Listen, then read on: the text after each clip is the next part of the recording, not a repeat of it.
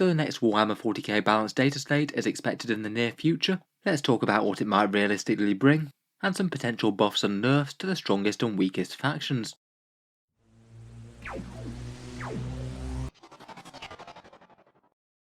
Hello and welcome back to Auspex Tactics, where today I thought it might be fun to do a little bit of speculation on the upcoming Balance Dataslate, which if Games Workshop keeps their usual pattern should be coming out in the fairly near future.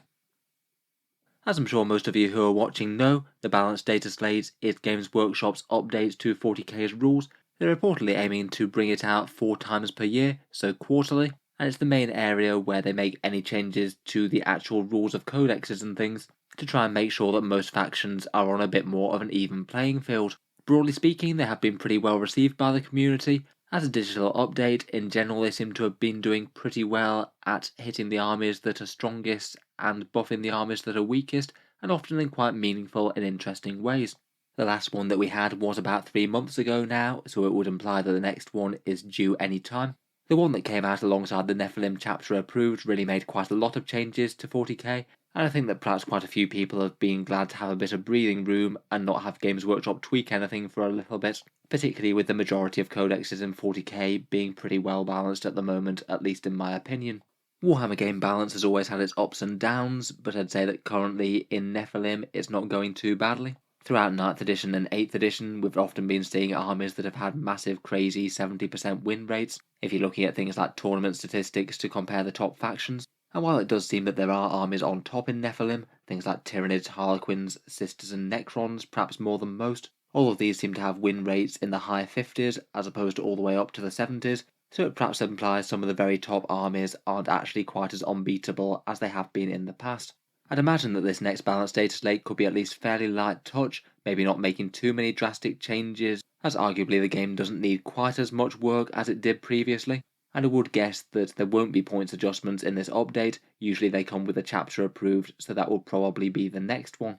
In any case, they can certainly always improve a bit, hopefully some buffs to the armies that are struggling most in the game, and maybe a few choice nerfs to the top flight of factions, perhaps particularly to any aspect of armies that just seem auto-include or very overtuned compared with what other armies get. I thought it could be interesting just to maybe take a look at some of the top factions and some of the ones that are struggling the most, and think about a few changes that Games Workshop might or might not choose to make.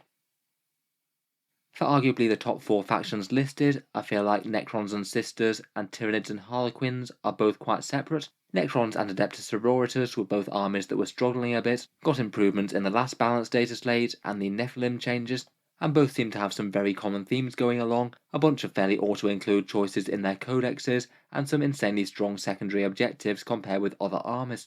In terms of strong auto-take things, the Necrons have the Silent King, who seems to appear in just about every competitive list these days, and most of the optimized lists also seem to take that custom dynasty with the objectives secured and pre-game move, and I feel like both of these choices are perhaps so good that they oppress other options in the book. For their strong units, Sisters can bring things like Retributors, Repentia and Zephyrim, all very fast and brutal damage dealers, and lightly buffed by more than Val's rerolls, and almost certainly run in the Bloody Rose order, which does seem to be the order of the day for competitive lists. I feel like on just raw army strength though, neither Necrons nor Sisters would really be that much of a problem in 40k right now. I think at least for more competitive games, it tends to be more their secondary objectives that might be the issue, where if you just compare like for like with some other factions, it's kind of ridiculous how easy both the Sisters and the Necrons have it, with 3 or 4 of their unique secondaries each that are very very usable, and will often score 10 or more victory points without all that much effort comparatively. The Sisters have the Great Defend the Shrine to just hold down one easy objective in the midfield, plus Leap of Faith and Sacred Grounds, and literally every one of the 4 Necron ones is super strong. It just depends on the mission and the matchup that you happen to be playing. I feel like probably the best option and the most feel-good way to address these guys is to make at least a few of their secondaries not quite as strong. Having easy secondaries can just make an entire battle so much easier to win. The knowledge that your opponent's almost certainly going to outscore you if you don't do something drastic means that you have to play over-aggressively, and maybe be forced to go on the offensive and expose a bunch of their units to a brutal counter-attack. Otherwise, I think there's a couple of other options. You could perhaps rein in some of the most auto-include options for the army. Say the Bloody Rose order for the Sisters just seems massively better than most of the others. You might see more Argent Shroud or Arm-Mastered Lady if it didn't give you quite such a great melee buff perhaps. And on the Necron front, maybe you could nerf the Auspex/pre-game move dynasty somehow, or perhaps a small points bump on the Silent King, or having him lose core. If you did feel that Necrons and Sisters wanted to be brought back into line a little bit, that could seem another pretty reasonable way to do so, and also make list building a little bit more interesting for those armies where you've got other options feeling like more credible picks. Otherwise, I guess you could change some of the Balance Dataslate updates for the army. It does perhaps seem a little bit haphazard to be giving Sisters extra miracle dice and have Necrons have better command protocols with the Balance Dataslate while also nerfing them in another way. But I can't help but think a lot of Sisters and Necrons players wouldn't like those mechanics to get changed. Having the core things that make the army interesting just be a little bit stronger really is quite a big flavour win. In any case, I don't really think that they need all that much doing to them. Probably changing the secondaries alone, I think, would be a big deal. I think if you made their secondaries worse and also hit their best options, they might well just drop down from being one of the best armies to one of the worst. Otherwise, out of the armies that I'd argue are part of the top 4 at the moment, we have Tyranids and Harlequins. I feel like they feel very different to the Sisters and the Necrons, as they're both examples of armies that were massively ridiculously strong when their codexes came out. And it's kind of hilarious that after Games Workshop has swung their nerf hammer incredibly hard at both of these, nerfing a bunch of their core army rules and points costs in really major ways, that somehow despite all this, they still seem to be some of the best armies in the game. Kind of speaks for just how overtuned these armies were when their books were released. Tyranids have won the most grand tournaments so far in Nephilim. They still seem just generally strong all round, with lots of very threatening units that are efficient for their points. Again, I guess if you wanted to maybe tone down some units and see a bit more variety, I feel like perhaps the Leviathan High Fleet might be more in the crosshairs for a nerf than others. A lot of people seem to play them. Particularly their transhuman rule accompanied by Tyranid warriors does seem pretty powerful. I think between that and the Winged Hive Tyrant with the Reaper Obliterax, they're perhaps two of the most auto-include Tyranid options right now. So maybe a small points or rules nerf to some of those might be a reasonable way to tone them down a touch, while hopefully not making either of those options unplayable. Otherwise, for Harlequins, who not quite as many play, but still seem to have perhaps the best win rate of any faction, I feel that despite their nerfs, they're doing quite so well just because their faction's so ridiculously fast and flexible. The troops in their Skyweavers can either play massively aggressively, rushing enemies that don't want them to, hide and play really cagily, maybe just jumping out to make good trades or claim objectives when they have to, or potentially holding back and then doing a massive counterattack, maybe loads of gunboats with fusion pistols, all combining to take down one big foe. I must admit, all these rules do seem kind of appropriate for Harlequins. I kind of feel like the feel of their rules feels like how they should play, and perhaps there might be an army that's better addressed with minor points changes rather than meddling with their rules anymore. I feel like they probably don't really need anything too drastic, maybe something just like a 1-point nerf on Harlequin troops, or a further 5-point increase to their Star Weavers. Doing one but not both of those would add up to something around a 30 points extra tax on quite a lot of lists, and as one of the strongest factions in 9th edition, that is probably a tax that they'll be able to swallow and still be strong. I feel like they probably don't need anything drastic though. They've only got a few units and you don't want to hit them too hard, as if you nerf say troops into being unusable, they're just going to be unplayable as a faction. Finally, for potential armies to nerf, I strongly suspect that this isn't something that they're going to do, but I do wonder whether or not it might be sensible to take a look at the leagues of Votann based on the player feedback and the games that people have been playing since the rules got leaked. I feel that this one might be something that divides opinions a bit. Certainly just from an initial read of their codex, I think it's hard to say that they're not very strong looking. Certainly their damage output seems to be flatly the best in 40k with those judgment tokens, though it isn't like the faction doesn't have at least some issues. Things like speed, short range, and mediocre secondary objectives might well hold them back from actually making that damage output a reality. Still though, from experimental games that I've seen, it does seem that leagues of Votann optimised armies can pretty much just hoover certain factions' armies straight off the board, and although it does look like they might be weak to fast-moving armies that do a lot of hiding, maybe things like Harlequins or Drukhari might have a bit more of a chance against them. Just because a faction does happen to have a few counters out there throughout the 40k armies doesn't necessarily mean that they aren't overtuned and aren't arguably going to be the strongest faction in the game against most of the field. My guess is that Games Workshop aren't going to be doing anything that's going to rebalance a Leagues of Votann codex that is only just coming out this Saturday, though I can't help but think that at least some people wouldn't mind Games Workshop trying to get a bit ahead of themselves, and if they really are going to be a problem, then addressing them sooner rather than later.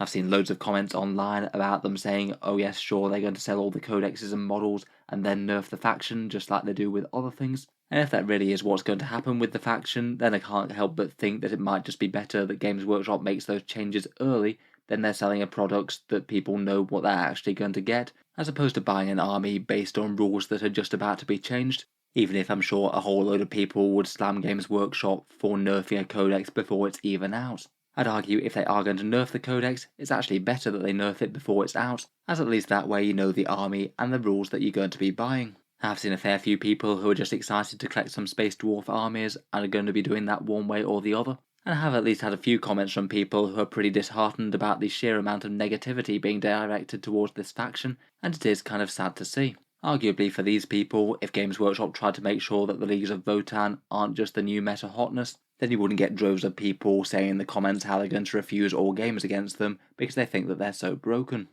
On the other hand though, I think it is a bit of a bold move to be trying to nerf a codex before it's even been out, and before people have really had the chance to test it and see if there's any good counters out there. Not really that many games have been played with the Leagues of Votann yet, even with proxies and things, and it would also seem a bit silly to nerf them into oblivion just because the internet is crying wolf and saying that they're too much, when in reality, yes, their slow movement and low range might make them into a bit less of an issue than people think. I'd probably bear in mind as well that games are going to be limited by when their miniatures come out. We've only got the launch box up for pre-order at the moment. It genuinely could be a long time until the full range of models and that scary land fortress comes out. And by the time those models actually start to hit the table, it might almost be time for Games Workshop's next chapter approved and balance passes, which could easily fix any problems then. Just from first impressions of the Leagues of Votann, I feel like the main mechanic that just makes them seem a bit problematic with just the insane amount of damage output is the Judgment tokens. Relatively easy mechanics allowing 4+s to auto wounds just absolutely ruins some armies. Anything reliant on big tough units like Imperial or Chaos Knights, or big blocked up Terminator units or Custodies perhaps, I can't help but think that those kind of armies are going to find Leagues of Votann really problematic to deal with, if not just completely unwinnable games. Seems like a fairly easy mechanic that Games Workshop could choose to fix though if they wanted to. They could say that they just don't count as auto 6s to wounds due to the weird rules interactions with things like the Magna Rail weapons or that Brockier Iron Master's Gravgun Mortal Wounds. Or maybe you could just make the mechanic just a little bit weaker, say for example it's 1 Judgment token for a 6+ to auto wound, and then the only other improvement that you get after that is when you get to 3 Judgment tokens you get a 5+ auto wound. That's still insanely strong when it applies to a unit all game long, and it might curb some of the worst excesses of the silliness. Otherwise, even just something like a small points nerf to the land fortress wouldn't be too unreasonable. It's hard to compare this to just about any other vehicle in the game and not think that it's just superior. Massive killing power, pretty decent movement at 10 inches, and very good durability. Never mind the potential for splash damage railguns that just hoover up 10 infantry or 1 vehicle regardless of invuls. I feel like a small points bump to this, even before the codex came out, wouldn't necessarily even be overreacting. I feel like you could bump this up 30 points pretty safely, and it'd still be very strong and good. I will be interested to hear your guys' takes on this though. Do you think that Leagues of Votann seem problematic enough to warrant nerfs even before the codex comes out, or should Games Workshop wait and see and be a bit more cautious? Of course, besides reining in the top dogs, it could also be handy to give a bit of a shot in the arm to the armies that are still struggling. And here are just perhaps a few factions that haven't been doing quite so well, at least in more competitive and optimised games. The Imperial Guard really have had it rough for all of 9th edition. They are the only faction that don't have their codex yet, and my guess is that for this reason Games Workshop probably won't be giving them any other buffs in the Balance Dataslate. After Leagues of Votann fully come out, they will probably be the next codex released. I'd guess that the Guard will probably be coming before the World Eaters, as Games Workshop probably wants to separate the World Eaters and the Leagues of Votann, both of which are completely new factions to the game. At the moment I feel like the Imperial Guard have just had a crazy amount of patch fixes bolted onto their codex, to the extent where it's getting kind of silly. They've got Hammer of the Emperor, 4 6s to hit auto wound, Armour of Contempt on their vehicles, free war gear over most of their squads. Their orders got buffed compared with the core codex. They got 2+ saves on Russes and Baneblades, and when every other barrage weapon in the game got a nerf, the Guard ones were untouched. It really does feel like a crazy amount of bolt-ons to a codex, Loads of rules that for a lot of the other factions, if applied to them, would make them absolutely overpowered, but it seems that the Guard were weak enough that it still just gets them to the state of only just hanging on. I feel that maybe things that would help them the most would be something to actually get their infantry to survive on objectives a bit better perhaps, but really I think at this point they really just need their own book, and just to dispense with all these extra bolt-ons and just make them strong from their core mechanics. Some simple cheap infantry backed up with some massive firepower I think would go down very well when they do get to release the army. Otherwise, Admech still seem to be in a similarly bad place. Once a powerhouse army and the terror of early 9th edition, it now seems to be still very weak despite the return of things like core Iron Striders and getting a discount on their already fairly decent Rust Stalkers. They don't have a codex looming anytime soon, so I think they'd be a prime target for something helpful from a balanced data slate. I do think that their secondaries are pretty dreadful compared with quite a lot of armies, really not a strength of the faction, and anything helpful there wouldn't go amiss. And while I feel that most of these Skitarii units are kind of usable, the same I really wouldn't say for a lot of the Cult Mechanicus stuff, something nice to help out things like the Cataphren Servitors, the Castellan Robots, and the Electro Priests and things. I think something like that could be quite fun. Maybe they could do something similar to the Necron route, where they make one of those Canticles of the Omnissiah last all game long. Maybe do something like give the Cataphren Destroyers or Breachers the core keyword, then they might actually compete with Iron Striders a bit, or just about any other way that they fancied tuning up either damage or durability applied across the faction.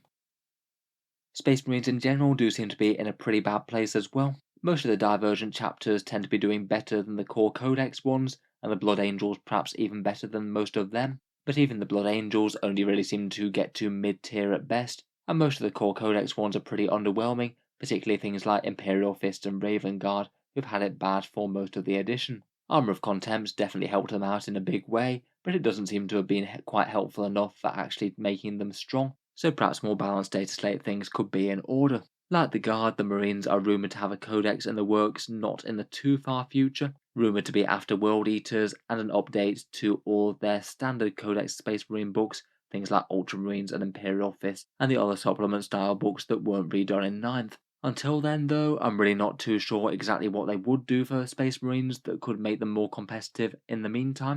I guess they could give them another raft of points decreases or changes. I guess that'd likely come in a chapter approved, though. I do feel that maybe one of the most surprisingly weak areas for the Codex at the moment might be just about every single bolter platform that's out there. A standard bolt gun from a Space Marine just really doesn't feel very threatening at all in 9th edition. I think you could probably just target every single weapon that's got a bolter keyword and give it an extra pip of AP or something, and I don't really think that there'd be that much that would be particularly overpowered with that.